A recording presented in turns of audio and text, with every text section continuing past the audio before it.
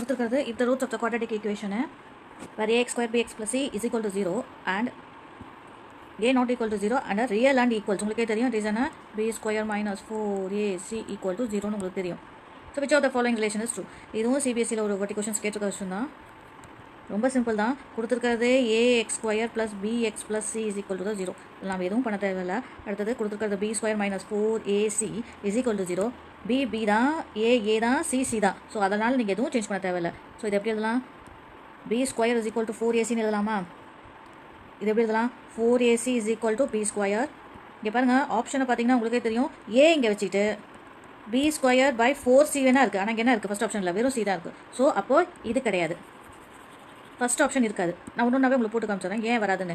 இதில் பாருங்கள், ஏ வச்சுக்கிட்டேன், பி ஸ்கொயர் பை 4c இருக்கா ஃபஸ்ட் ஆப்ஷன். அப்போ இது கிடையாது. அடுத்தது பி ஆப்ஷன் பாருங்கள், நான் பி வச்சுக்கவே முடியாது. So b square is equal to square root of 4ac வேணால் வச்சுக்கலாம். கரெக்டாக? ஸோ அப்போ இதுவும் ஆப்ஷன் கிடையாது. ஆனால் சி ஆப்ஷன் பாருங்கள், இதை பார்க்காதீங்க. சி ஆப்ஷன் பாருங்கள், ஏசி நான் இங்கே வச்சுக்கிட்டேன்.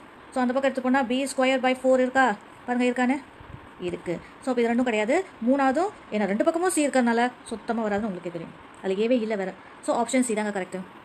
ஜஸ்ட்டு நீங்கள் ஒரு ஆப்ஷனாக ட்ரை பண்ணி பார்த்தீங்கன்னாலும் உங்களுக்கு கொஞ்சம் டைம் இருந்தால் தான். பட் நீங்கள் ப்ராக்டிஸ் பண்ணிங்கன்னா கிடச்சோம்.